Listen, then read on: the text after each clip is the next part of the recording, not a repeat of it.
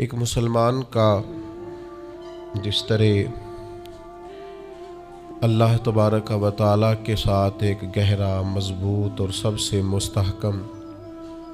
رشتہ ہوتا ہے،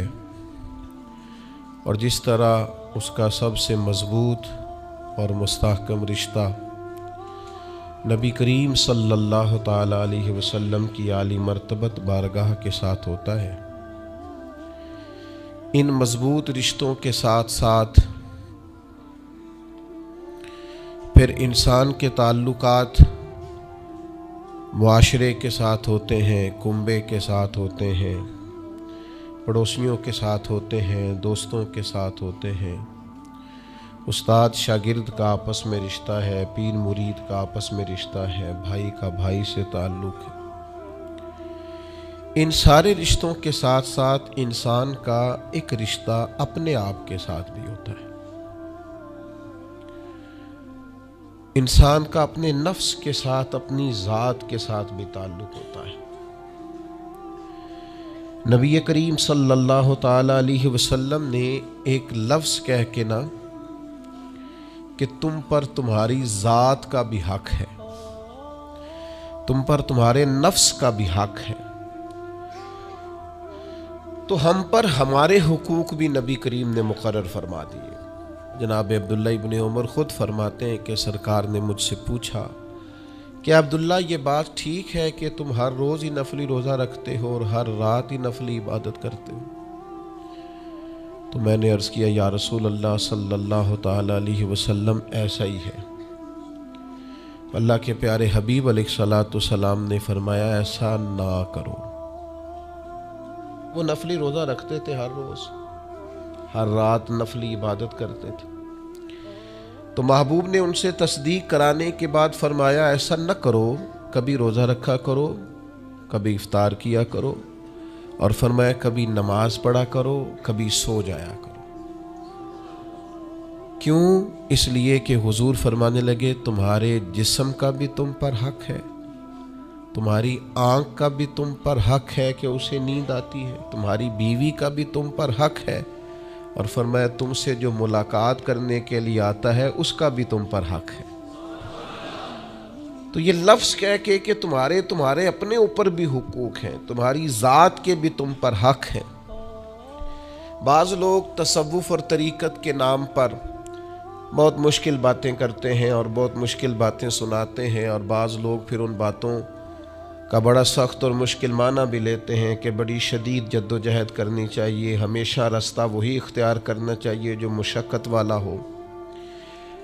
ہمیشہ وہی کام کرنے چاہیے جن کے اندر زیادہ دشواری ہو۔ ٹھیک ہے، بعض اوقات مشقت والے کام، مجاہدے والے کام انسان کی نفس کی تربیت کے لیے بڑے اچھے ہوتے ہیں، لیکن ایسی مشقتیں، ایسے مجاہدے جو انسان کو اتنا کمزور کر دیں کہ وہ ضرورت کے جو حقوق ہے وہ بھی پورے کرنے کے قابل نہ رہے، اس کی صحت پر ہی اثر انداز ہو جائیں، وہ آنے جانے والوں سے ملنے کے قابل ہی نہ رہے، وہ دیگر اس کے ذمے جو اس کے خاندان کے قبیلے کے بال بچوں کے حقوق ہیں وہ ادا ہی نہ کر سکے، تو اسلام اس کی بھی اجازت نہیں دیتا۔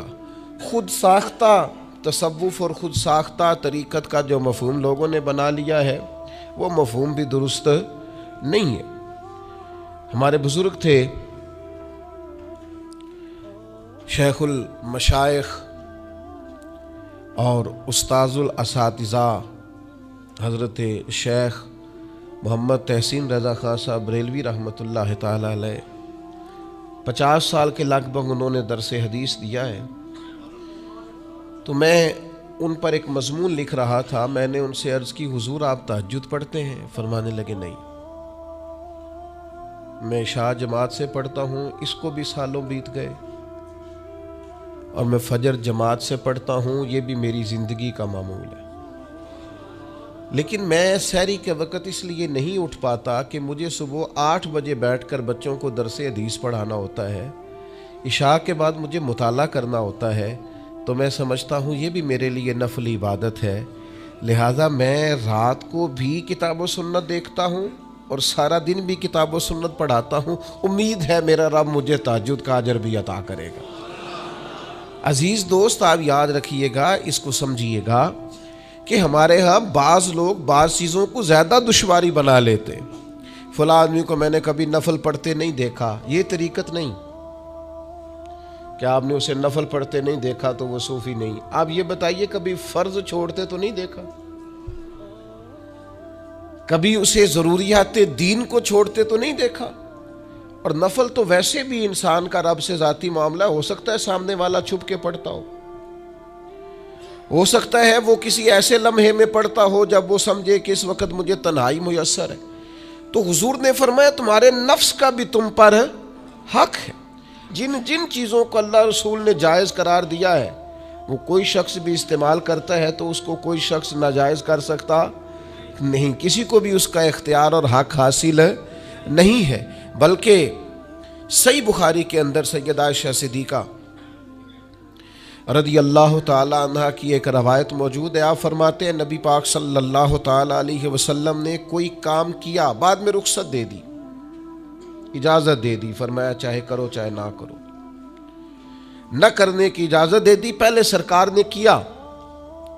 تو بعض لوگ ایسے تھے جنہوں نے اس رخصت سے فائدہ نہیں اٹھایا،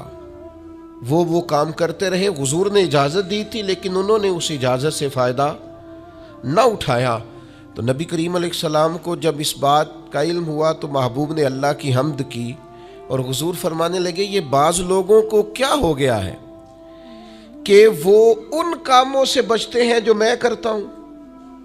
یعنی جس رخصت اور گنجائش پر میں عمل کر رہا ہوں اللہ کا محبوب ہو کے، وہ اس چیز کو چھوڑ رہے ہیں، اس سے احتراز برت رہے ہیں حالانکہ میں اجازت دے رہا ہوں۔ اور پھر اللہ کے حبیب علیہ السلام نے کیا خوبصورت انداز میں اس سارے مفہوم کو اتنا سمیٹا کہ اس کو ہمیشہ کے لیے بند کر دیا۔ اللہ کے محبوب فرمانے لگے مجھے اللہ کی قسم میں تم سب سے زیادہ رب کو جانتا ہوں اور میں تم سب سے زیادہ اللہ سے ڈرتا ہوں۔ تو جب میں کسی گنجائش پہ عمل کر رہا ہوں، جب میں کسی ضرورت پر عمل کر رہا ہوں، تو یہاں ایک دوست تشریف لائے ہمارے پاس تو وہ ہمیں مشورہ دینے لگے کہ آپ کے ہاں بچوں کو چھٹی ہوتی ہے تو وہ تقریباً 1.5 دن بنتا ہے، ظہر کی نماز کے بعد ہفتے کو وہ چلے جاتے ہیں اور اتوار کا سارا دن وہ چھٹی میں رہتے ہیں، تو یہ 1.5 دن پورا ان کا ضائع ہوتا ہے۔ تو یہ تو معاملہ ٹھیک نہیں ہے، اس طرح تو ایسا ہونا کہ مدارس دینیہ میں کیا کام ہے چھٹی کا؟ تو میں نے ان سے کہا ہو سکتا